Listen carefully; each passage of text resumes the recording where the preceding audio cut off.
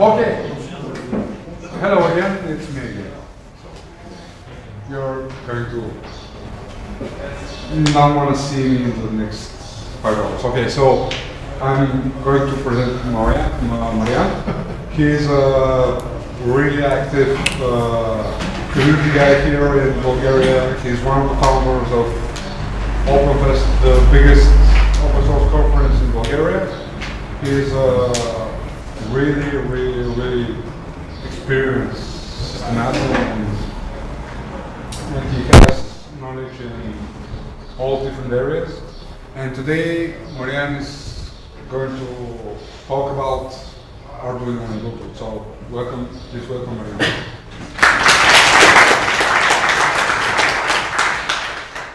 Thank you. This presentation will be in English because we have friends from outside Bulgaria that are here, and I want to be welcoming to them.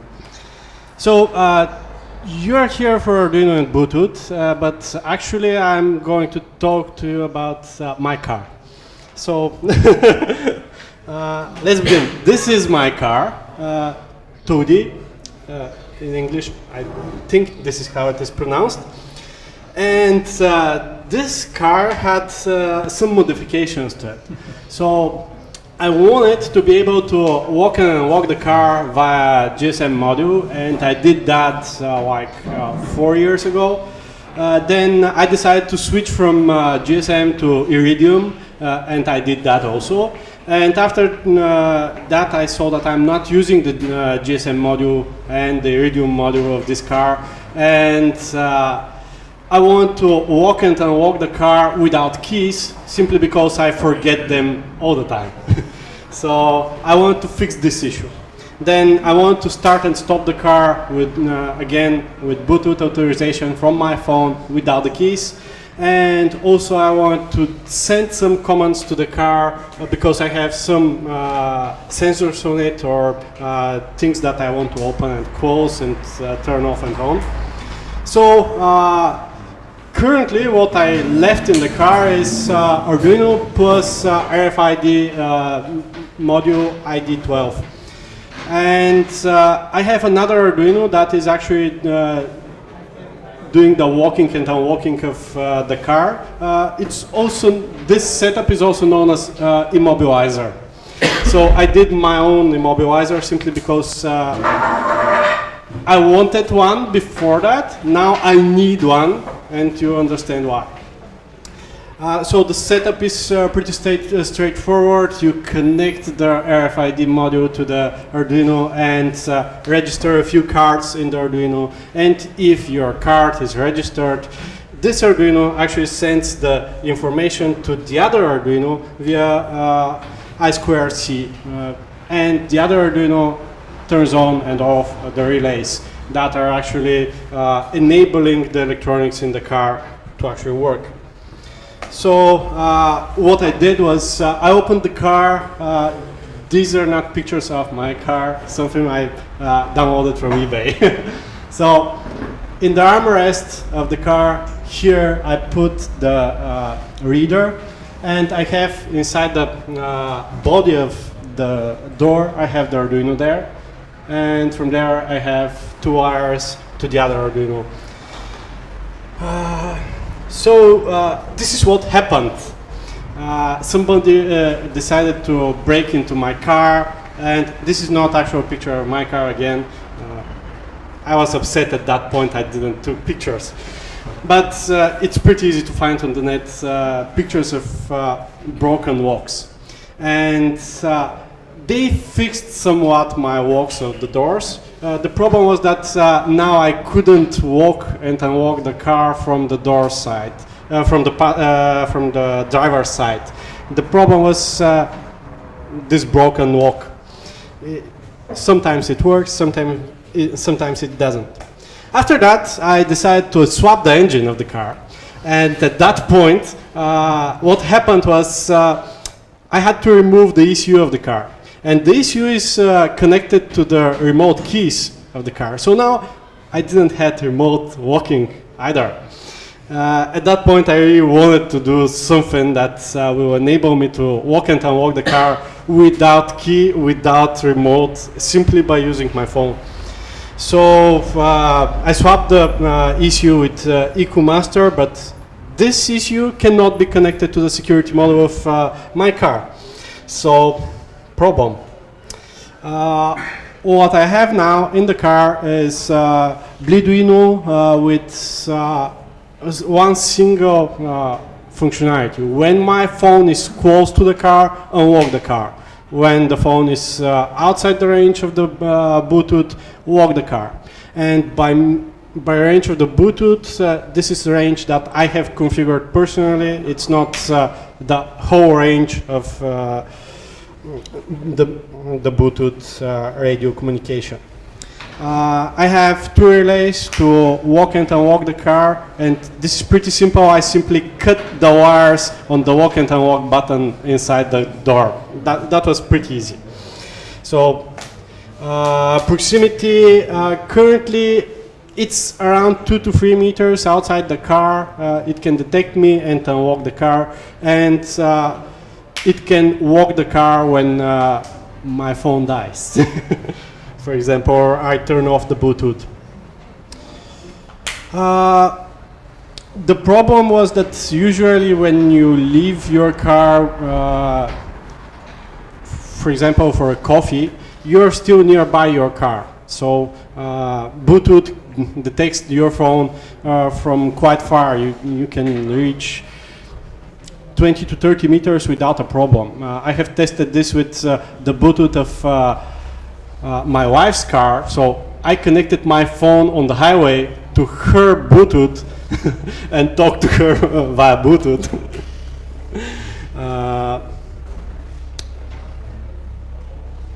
What I have tried, because I tried a lot of things. This is a project that started, I think, 2013 maybe, was the first Kickstarter that I backed for this.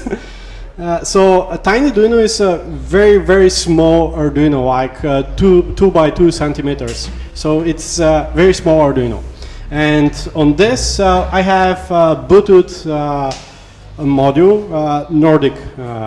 This is specific that this is Nordic, and I'll explain why this is a problem. So I connect those and try to connect my phone to these devices.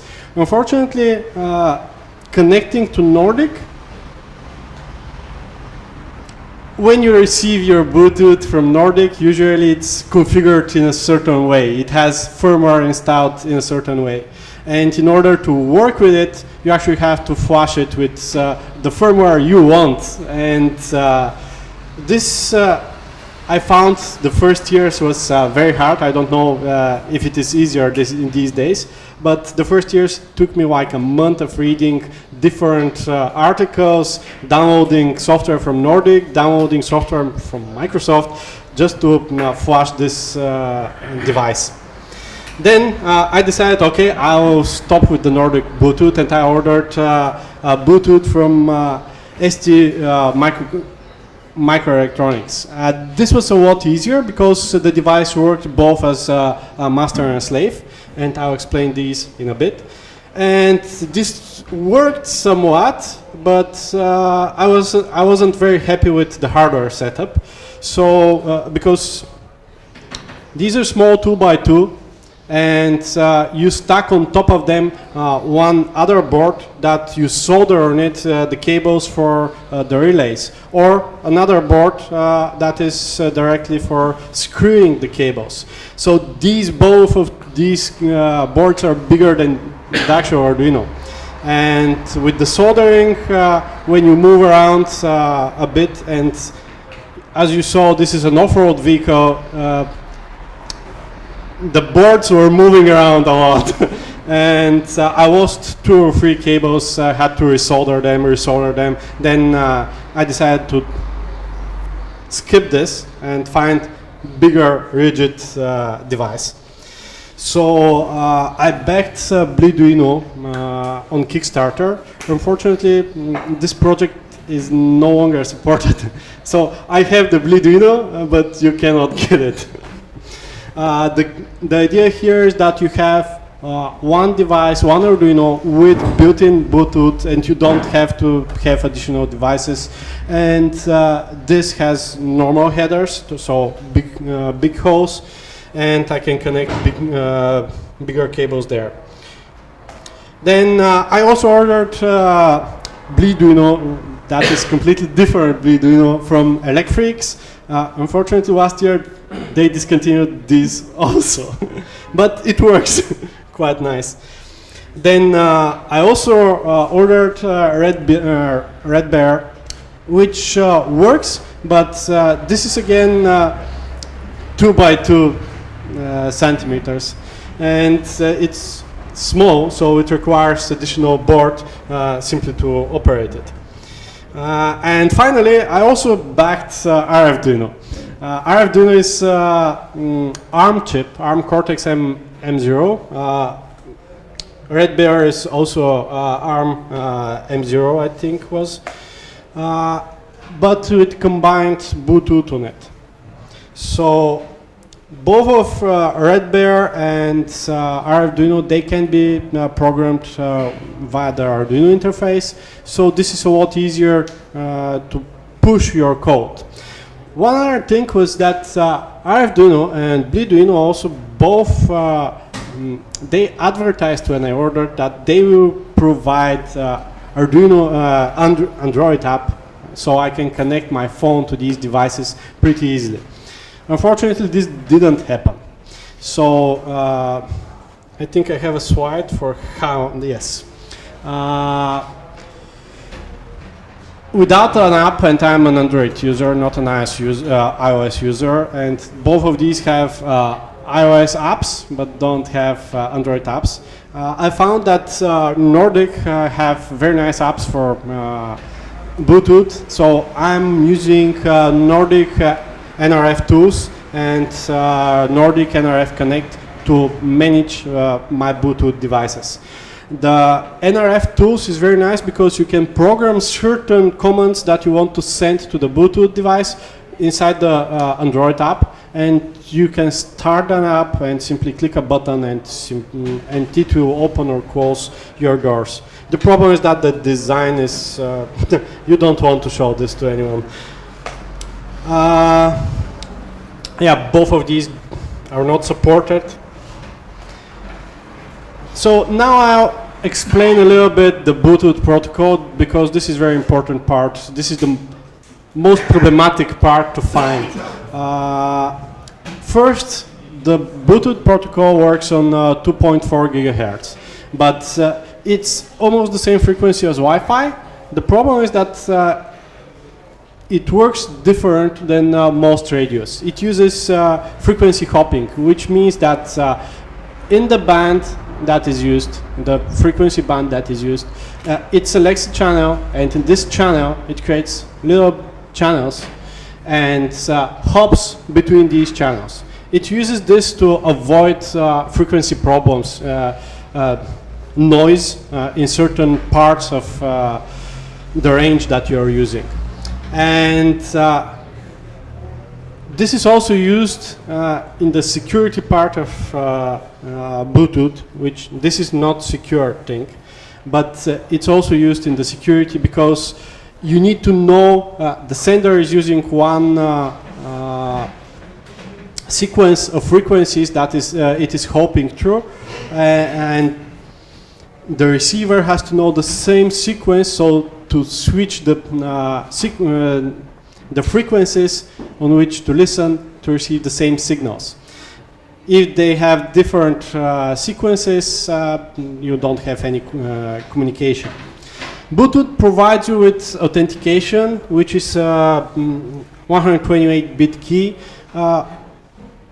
It's nice, but it's not enough. If somebody is listening on your pair while your devices are pairing, you're screwed.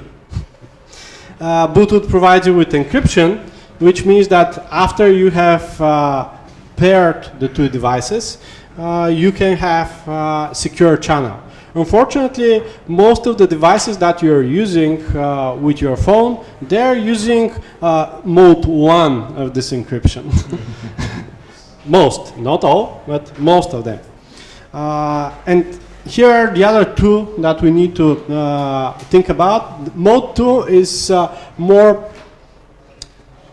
you have more granularity, you have more options to secure your application based on the protocol layer and information that you get.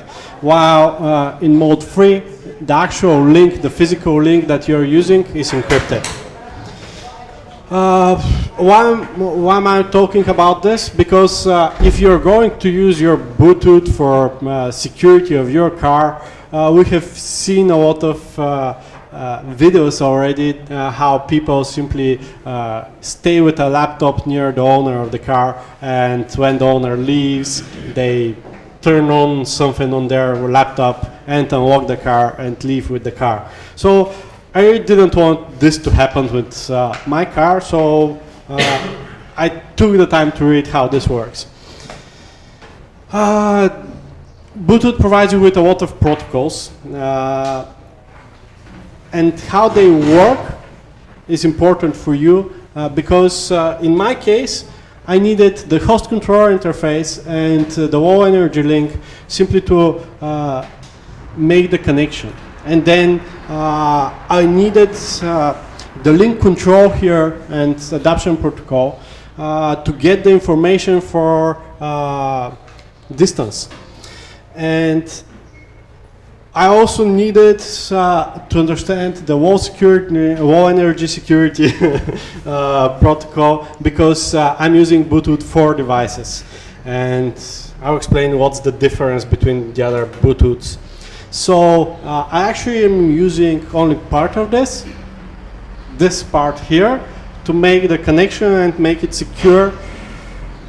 The problem with security and low power devices, embedded devices, is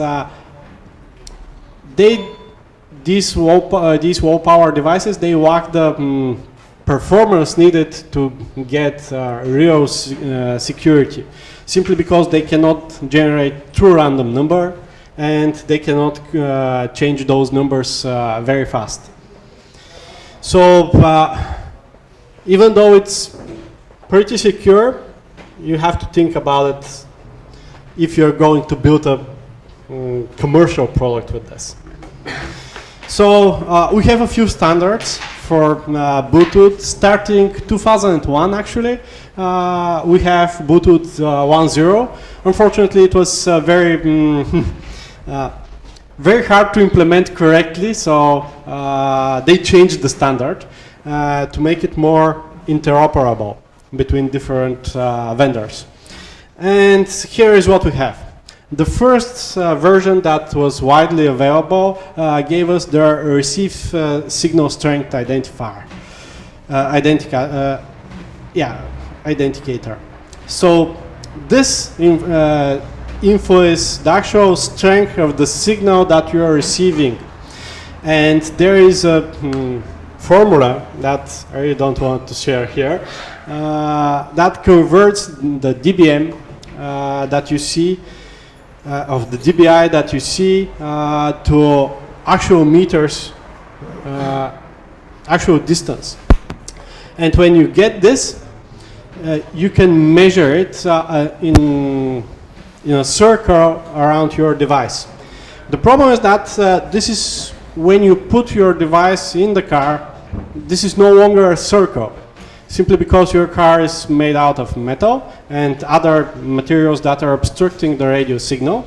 So you get different, if you measured your device in a room like this, from here to the back, you would get the perfect radio signal. And you would get some measurement, like, for example, 5 meters, okay? And after that, you put your Bluetooth device in the car, and for the same signal strength, it says 5 meters, but actually you're 2 meters away. So you have to measure a few times when you put your device in the car. And depending on where you put your device in the car, you have different signal levels. So I tried the first time in the armrest, in the central armrest, and it was horrible because obviously it was too low in the car to receive signals from my phone. And once I am connected to the device, it receives me somewhat good, but I need to reach the car like within 50 centimeters or meter maximum in order for the Bluetooth receiver to receive my signal. So I moved the device in front.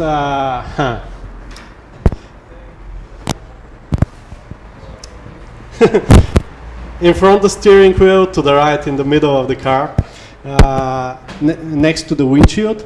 And this way I get higher position for the Bluetooth antenna and also better distribution of the radio signal. Then we have Bluetooth 1.2, which gives us the host control interface, also UART, which means that now we can have serial communication to the device.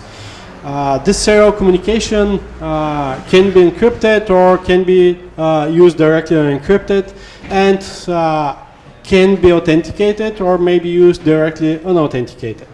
With UART, you can send direct commands via this serial link to your Arduino, and it can parse them. Unfortunately, with this, you need to bring up, at the end I'm talking about, I would share with you some power consumption issues.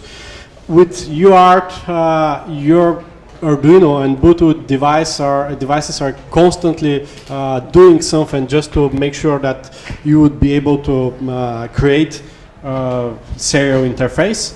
So this is problematic in terms of power because you would have something that is draining your battery all the time. Even though it's not a big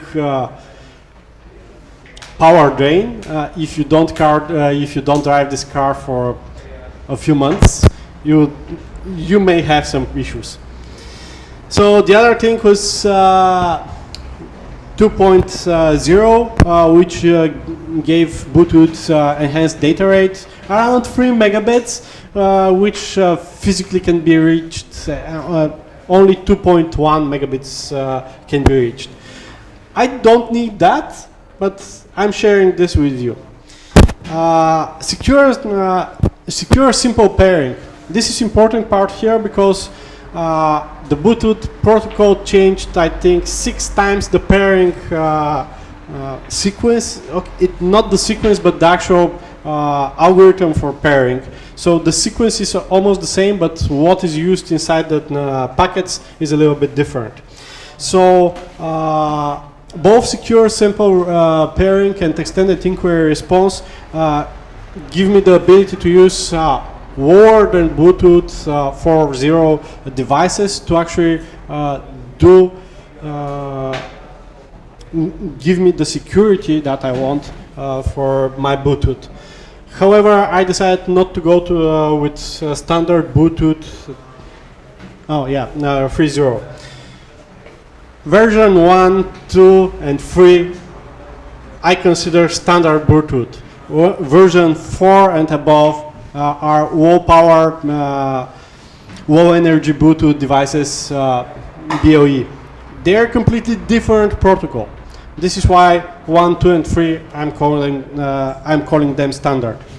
And in the 3.0 we have this alternative MAC physical layer that we can use. So Bluetooth is still used for synchronization and authentication and tutorization. However, when you need to transfer data, you can switch to another link like Wi-Fi. So your data is actually sent through Wi-Fi if both devices have Wi-Fi and Bluetooth. In my case, I tested a laptop inside the car. Obviously, it takes the most power, but it worked. And when I needed to transfer data, this was pretty nice. However, if you want to put something in your car for months or maybe years, you need to use as less electricity as possible. So I switched my interests to a Bluetooth 4.0, where we have new profile for sending data and new security manager that is using now IS encryption instead of instead of the previous way. Okay, so this means that what I have wrote for 2.1 and 3.0 now didn't work at all, and I had to rewrite some of the code. After that, they introduced Bluetooth 4.1, and I was like, okay, now I need to switch the devices. This is the moment when I bought the STM Bluetooth module. And this decreased the time that it took the Arduino to actually find my telephone, which was very nice because you don't want to wait in front of your car to unlock it.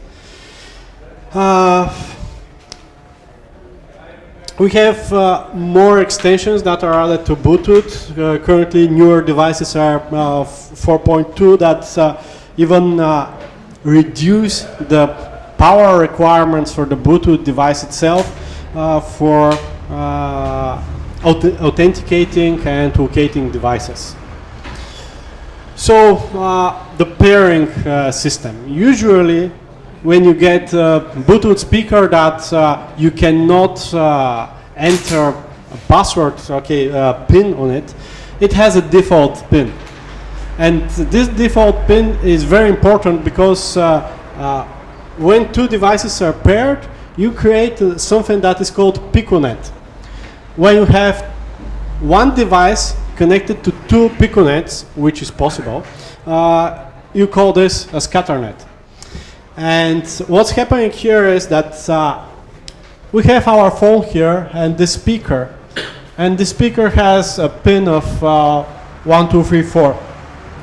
This was the most important part of the pairing algorithm. This had to be secure. This pin had to be known. This is pre-shared key and had to be known only to the phone and the speaker. Not to everyone that bought this type of speaker, right? So this connection now is insecure. And it's pretty insecure because it uses standard pin there. And every connection like this is insecure. In order to secure it, you have to generate a pin, enter it on that machine, and enter it on the phone.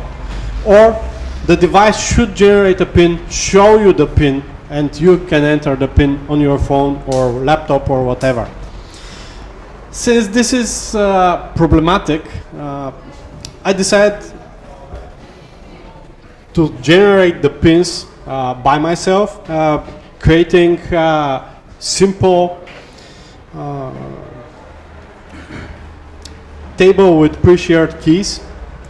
And I'm using for each new device a new key from this table. So currently on my Arduino I have a table with 128 pins there, and I have a simple way to know which, with a LED, I have a simple way to know which number of the pin I have to enter inside the other device. I have the table on my computer, so I know that this number corresponds to this pin, and that's it. However, usually when I'm pairing these devices, I have the Arduino at home and the other device that I need to pair with at home, so I can program it pretty easy. The problem is that this is very inconvenient because where I have put the Arduino, it takes me like 2 hours to dismantle the car there and put the Arduino there and then put all the things back. So it's not very convenient to repair these devices. The other thing about these devices, about Bluetooth, is that you have master and slave device. So the master device is actively searching for our devices, while the slave device is simply waiting for someone to connect to it.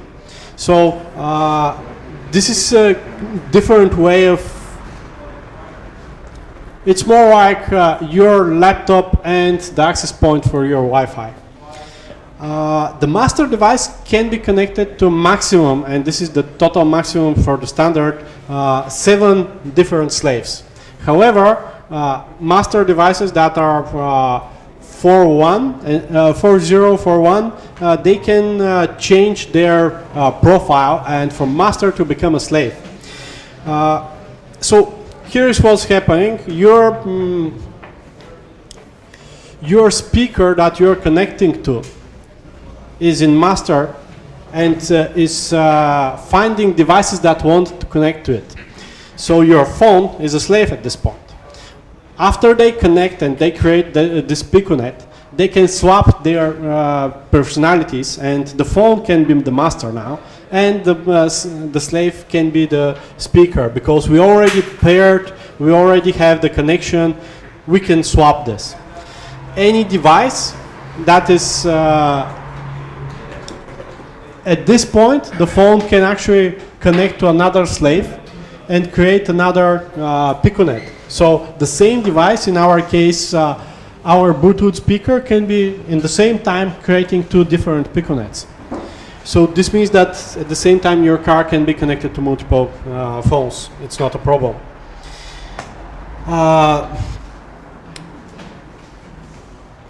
The actual setup that I currently have in my car is pretty simple. I have this Arduino connected to 2 relays, and I have my phone, and that's it. My phone has to have the Bluetooth enabled, and the Arduino will constantly search for devices and start the turn on the relay for opening the doors, unlocking the doors when I'm in range.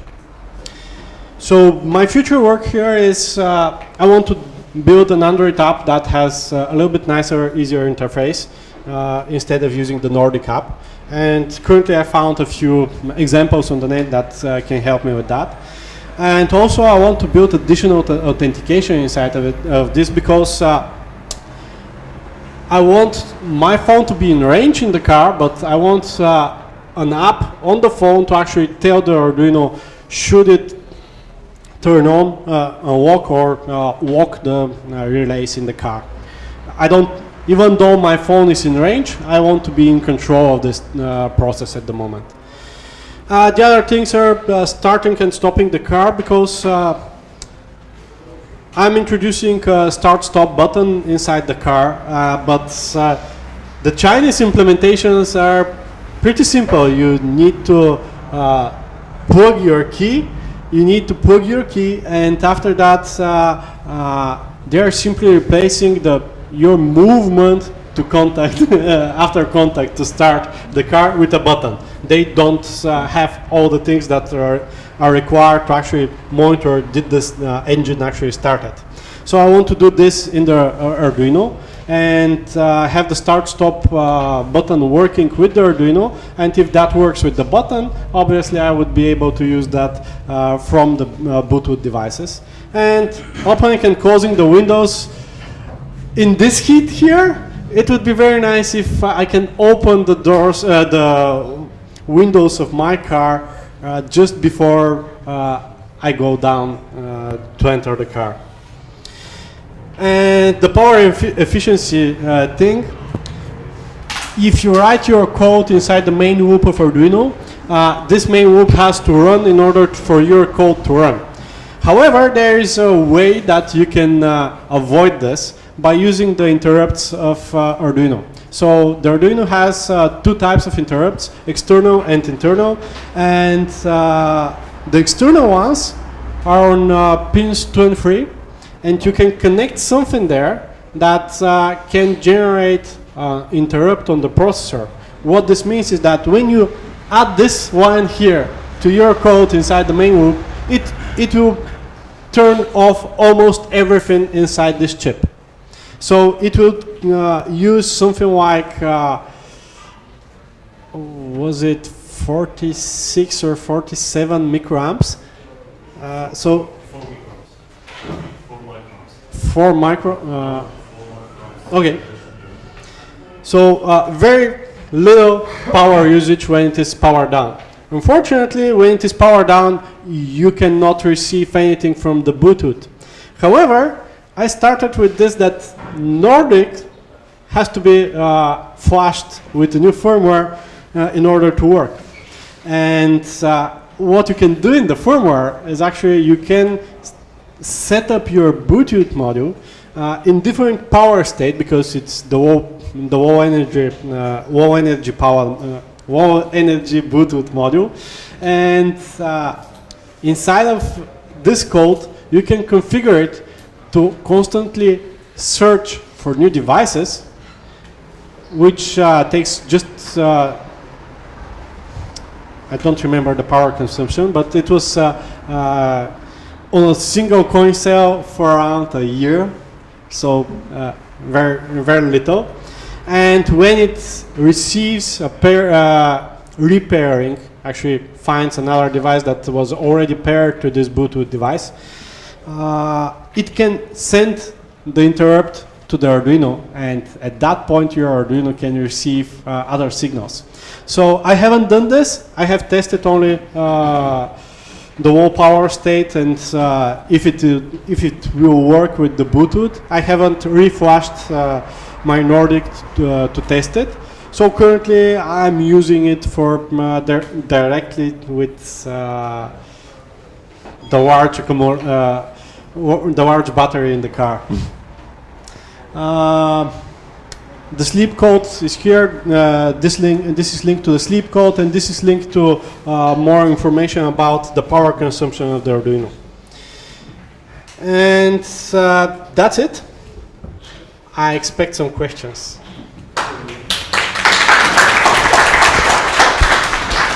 Please take the mic for the questions. We have like 15 minutes. So. On the black spot, yeah. You have slide Yes. about start-stop car. Yes. It is car engine?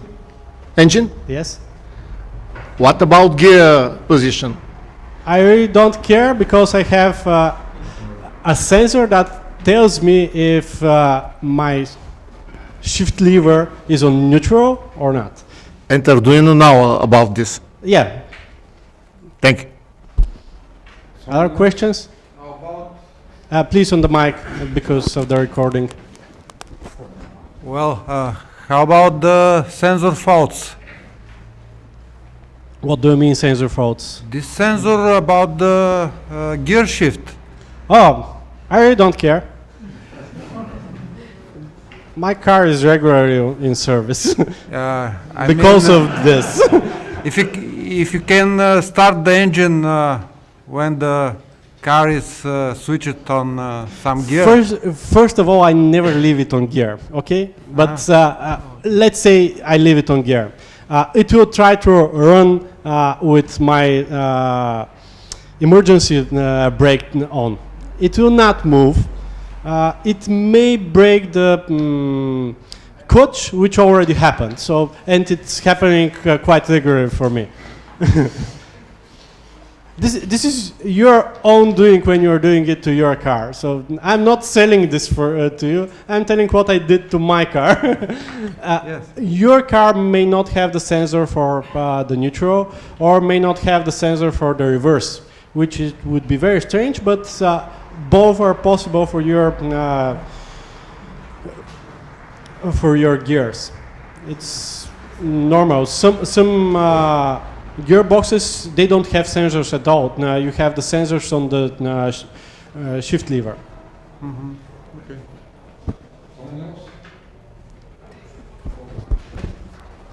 What is the next perk you want to implement into your car? As I said, I want to do, except the Bluetooth, I have to reinstall the auto air conditioning there, because I think maybe 2 years ago when I started the engine switch swap thing, I had to remove most of the electronics that I installed simply because most of the service guys told me that my electronics was the problem because my car is not starting now. So I removed everything and had to install it one by one. And for this weather, it would be nice if I had it again. There in the back.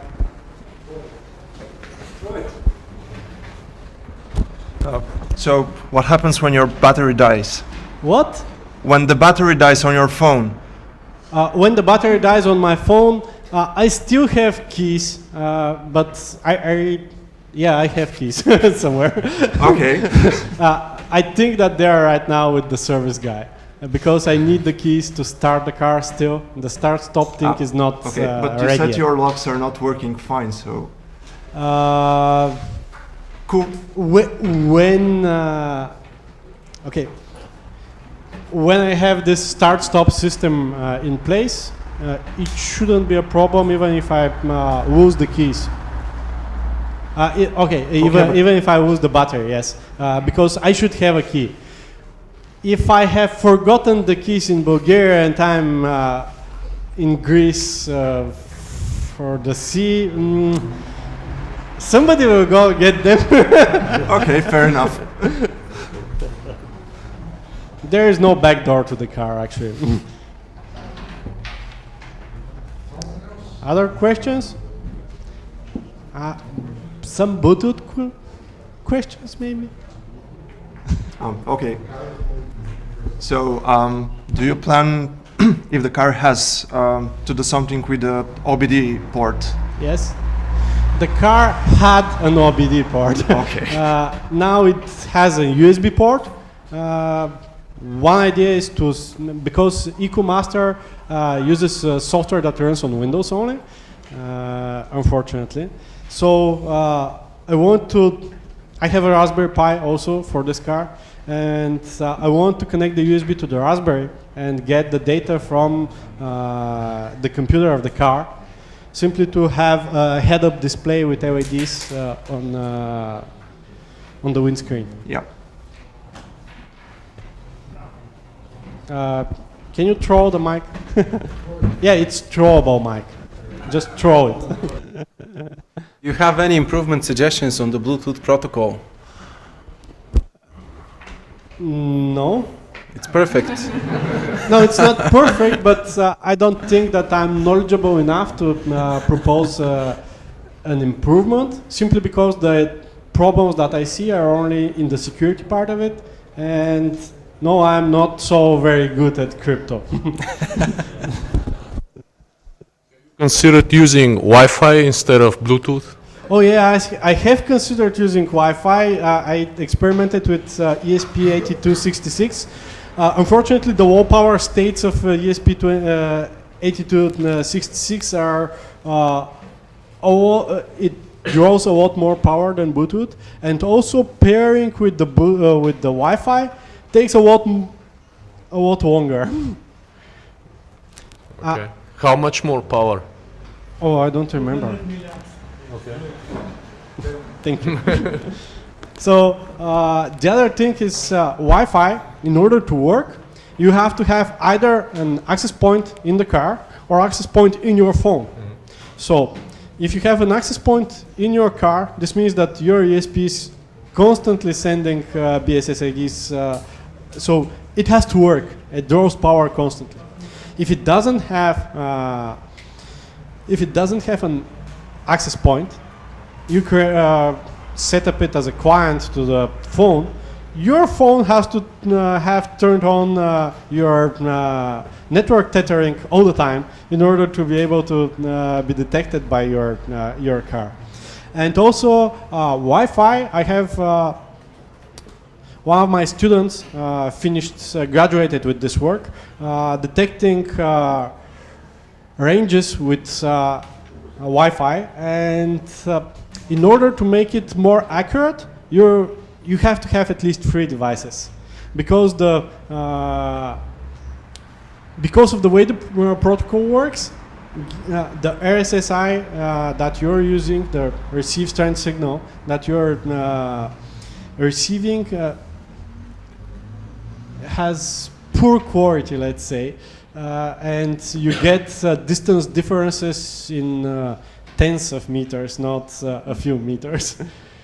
So you're required to have more devices in your car just to find out if it is near you. But why do you need such a precise distance measurement? Isn't it enough to be in the range of 5 meters to unlock the car, or do you want to be really close? Because with Wi-Fi you have a lot greater range. With Wi-Fi you can easily do 200 meters, which is a problem.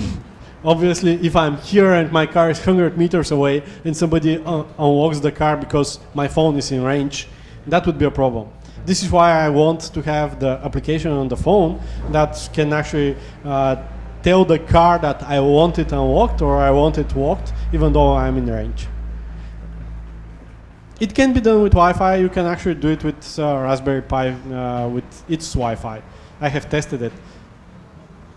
Again, difference in meters is it's huge.